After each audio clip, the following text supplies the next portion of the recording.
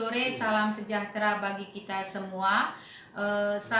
Saya ingin menyapa untuk seluruh mahasiswa farmasi tingkat 3, di mana kesempatan sore ini kita akan praktikum dengan judul identifikasi kurkumin yang terdapat di dalam Simplicia Curcuma domestica rhizome.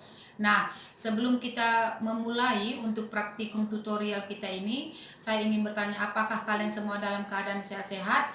Nah, untuk adik-adik semua yang berada di rumah, saya mohon dan di sini agar kalian memperhatikan baik-baik video ini.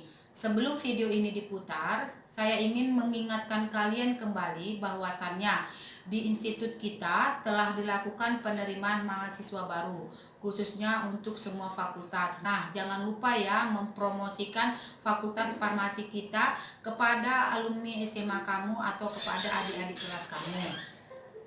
Untuk itu saya juga ingin memberitahukan bahwa di Institut Delusada itu ada satu prodi baru, yaitu prodi ARS, yaitu Administrasi Rumah Sakit. Dan setelah ini saya ingin menyampaikan kepada kalian untuk percobaan identifikasi kurkumin yang terdapat dalam Simplicia Curcuma domestica rhizome ini, sampel yang kita gunakan yaitu sampelnya Curcuma domestica. Nah, tujuannya semua mungkin kalian sudah membacanya, metodenya dan bahan-bahannya. Di sini saya akan dibantu oleh kakak kalian yaitu Kakak Ayu Metasari. Di sini saya harapkan kalian semua memperhatikan video tutorial ini. Walaupun hasilnya kurang maksimal, tetapi jika selesai wabah ini kita akan masuk lab dan mengulang praktikum ini kembali agar kalian lebih paham. Dimana nanti kalian kurang paham dalam praktikum kita ini, saya mohon kalian semua aktif. Ya, saya mohon kalian semua aktif dan jangan ada yang pasif. Silahkan bertanya. Silahkan bertanya. Jangan kalian diam-diam tidak tahu. Nah, untuk kita semua sudah, yang kelompoknya sudah dibagi, mohon perhatikan dan jangan lupa jurnalnya dikerjakan. Saya doakan semua kita dalam keadaan sehat. Nah, mari untuk saat ini marilah kita simak video tutorial praktikum kita. Terima kasih. Selamat siang adik-adik. Di sini kakak bakal bawain tutorial praktikum obat tradisional yang pertama yang berjudul identifikasi kurkumin pada senyawa Curcuma domestica rhizoma. Di sini kita menggunakan metode kromatografi lapis tipis. Sebelumnya udah tahu kan kromatografi lapis tipis itu apa?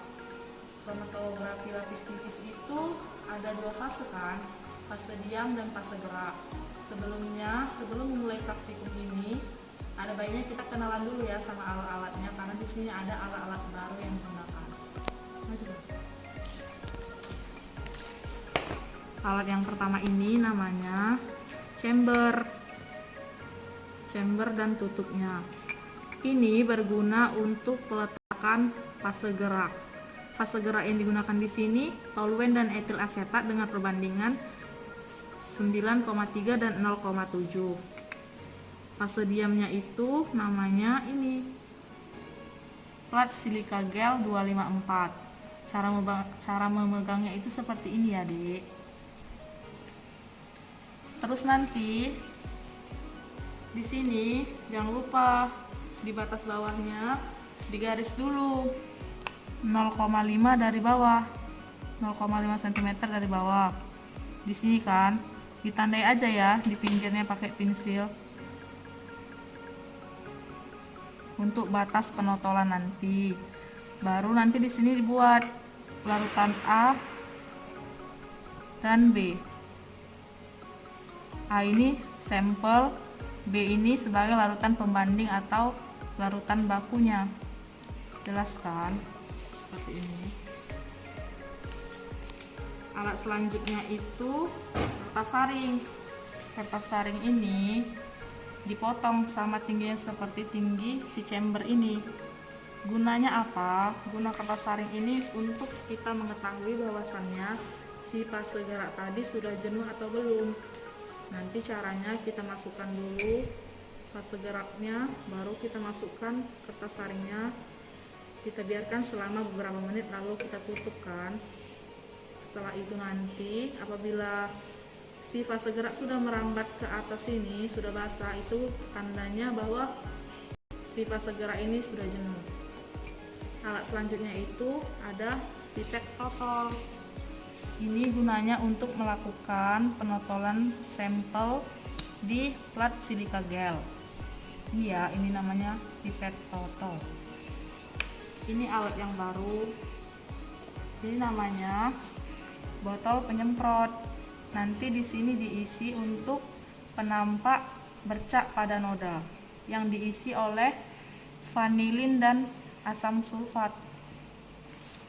Kalau alat-alat yang lain, alat-alat yang biasa kita lakukan dan kita gunakan itu seperti gelas ukur, Erlenmeyer, cawan Petri, udah pada kenal kan?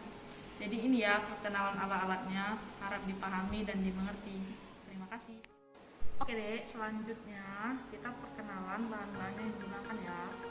Di sini bahan-bahan yang digunakan itu ada sampel kurkumin sebanyak 0,5 gram. Lalu di sini ada larutan baku kurkumin sebagai pembanding. Di sini juga ada metanol, toluen dan etil asetat sebagai fase gerak.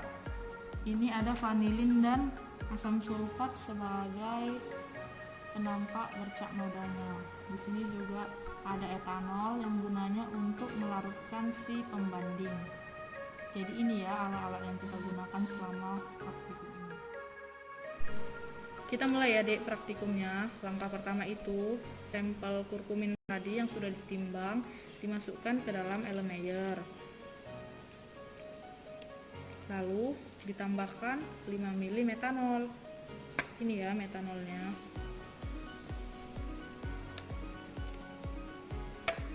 Lalu diaduk. Setelah itu dimasukkan ke dalam cawan penguap.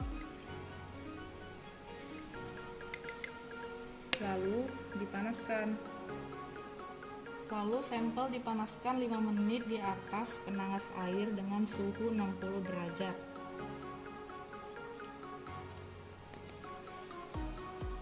Selanjutnya, sampel yang sudah dipanaskan selama 5 menit tadi disaring dan dipindahkan ke dalam vial. Lalu diberi label larutan A. Ini adalah larutan sampelnya ya. Dan ini larutan B ini merupakan larutan baku yang sudah diencerkan dengan etanol 0,1% sampel. Baiklah, sekarang kita berada di proses penjenuhan fase gerak, di mana fase gerak yang digunakan yaitu toluen dan etil asetat. Toluennya sebanyak 9,3 ml.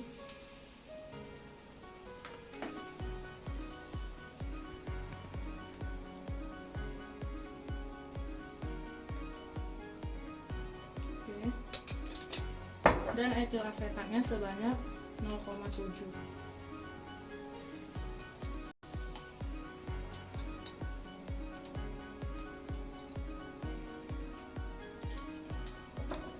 Sudah pas ya 10 menit. Ini adalah kertas saring yang berguna untuk mengetahui apakah si fase gerak ini sudah jenuh atau belum ketika nanti kertas saring ini sudah terbasahi sendiri, karena fase geraknya itu naik dan merambat melalui kertas saring ini. Pertama, kita masukkan dulu fase geraknya melalui dindingnya. Setelah fase geraknya masuk, kita masukkan si kertas saring ini. Ini adik.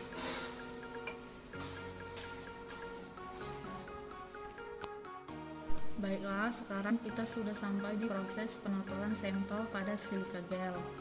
Di sini tadi kan sudah kakak bilang di bawahnya itu dibatasi dari 0,5 cm, dibatasi saja pinggirnya dan diberi tanda A untuk sampel, B untuk larutan pembandingnya. Sekarang kita total ya sampelnya. Pastikan sampel kita itu sudah terdispersi dengan baik.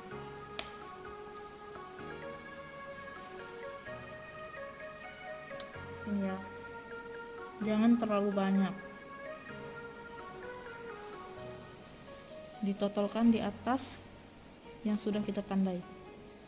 Pelan-pelan saja, jangan sampai silika gelnya rusak. Sudah ada kan nodanya, sekali saja ditotolkan. Setelah larutan sampel ditotol, sekarang kita totolkan larutan pembandingnya. Sama seperti tadi prosedurnya ya. Kita totol di atas tanda. Jangan terlalu kuat.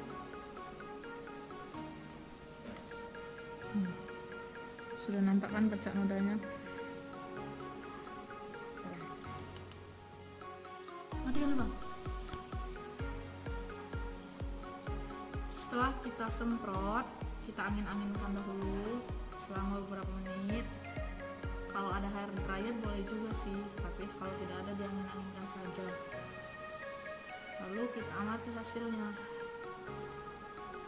Nanti hasilnya yang lebih jelas kakak foto ya untuk menghitung nilai RF-nya. Baiklah, ini adalah hasil dari sampel yang sudah kita semprot tadi ya Dik. Ini nampak nih nodanya. Ini kan penotolan kita yang pertama, jadi kita lingkari